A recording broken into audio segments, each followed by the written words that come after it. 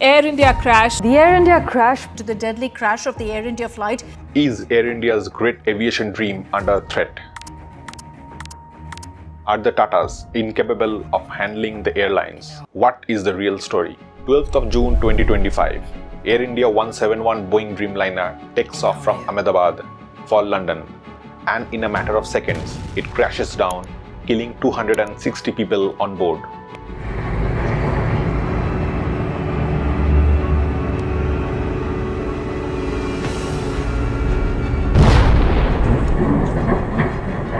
It took a month. The black boxes revealed something spine-chilling. The engines were working fine. The plane went through all the necessary checks. The pilots were highly experienced. It was loaded with clean fuel. There was no bird hit, but only the fuel switch was cut off, and which do not remain in the direct control of the pilots, as if someone with a remote control put the fuel switch off. The engines shut down mid-air and the plane crashed, killing 260 people, the biggest fatality of its kind on Indian soil. January 2022, Air India was acquired by the Tata Group. The whole nation went euphoric, as if something magical had happened. It was like their child was returning back home after 69 years. And soon after, the Tatas placed the biggest purchase order in aviation history of $87 billion to acquire new aircrafts. It was time for the sleeping giant to rise once again.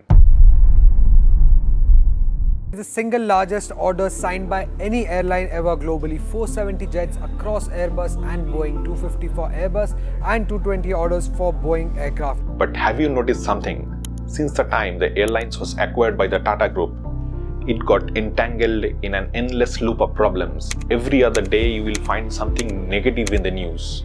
Isn't it a bit absurd and exactly opposite to what we have expected? Are the Tatas really incapable of managing the airlines? Are they really failing? Or could there be something more disturbing developing behind the curtains? American media have already jumped in to write stories to put the blame on the dead pilots. It is an easy task to blame the dead pilots so that a possible institutional catastrophe could be reduced down to an individual failure. We do not know yet what exactly happened during the crash. Whether it was a sabotage, an accident, a terror attack, or a technical fault, it is yet to be established. But one thing we know, it is about Air India, and this acquisition by the Tata Group is extremely crucial for India's strategic autonomy.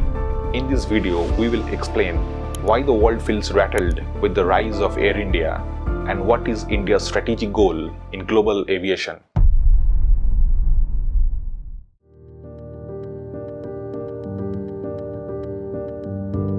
Number 1. Economic competition. Our main competitors are the Gulf Airlines, Etihad, Qatar, Emirates.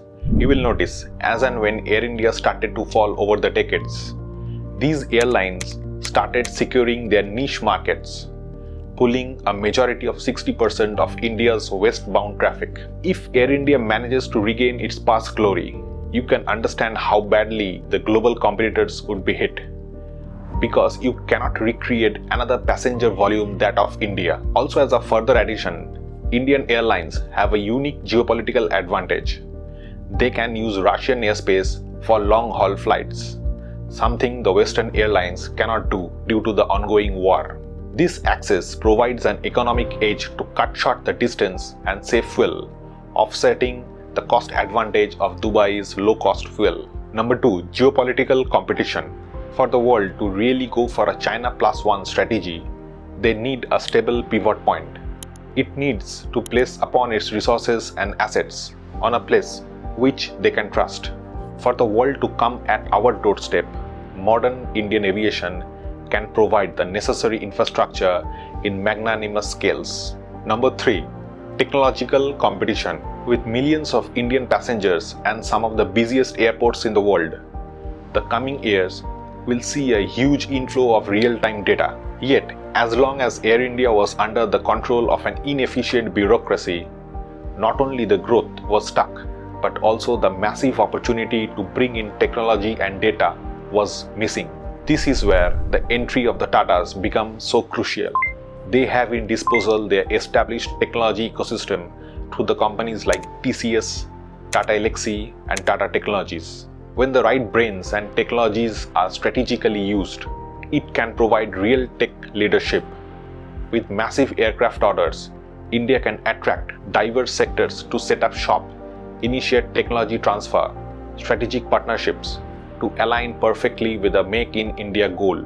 Already, Tata Group has teamed up with Lockheed Martin, Boeing and Dassault. This is more than just manufacturing. After a long wait, it is India stepping into the realm of high-end tech and advanced supply chains.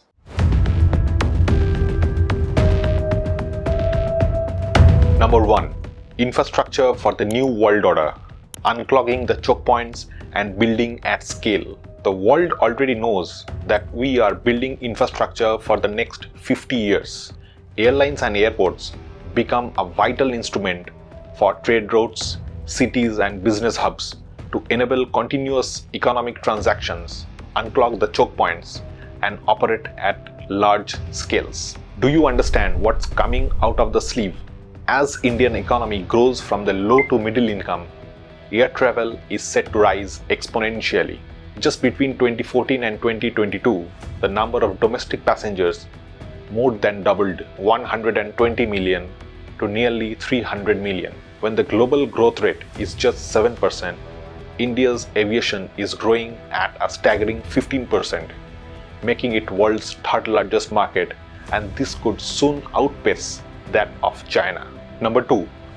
The need for global air prominence. India aims to dominate a significant share of global aviation market.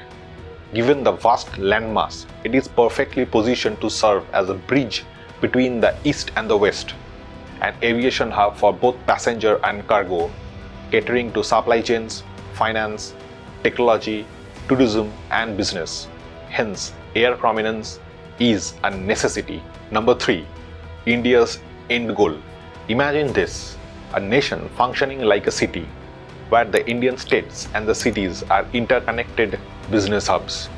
Just like people can move across a city using a hassle-free metro, imagine a future where you can travel across the entire country with the ease of a metro, all in a day. That potential can be achieved with a fleet of 2,000 aircrafts or 15% of global capacity. Right now, India has about 700 aircrafts, most of which are old and overused. Shortening travel times means faster business cycles and saving of cost.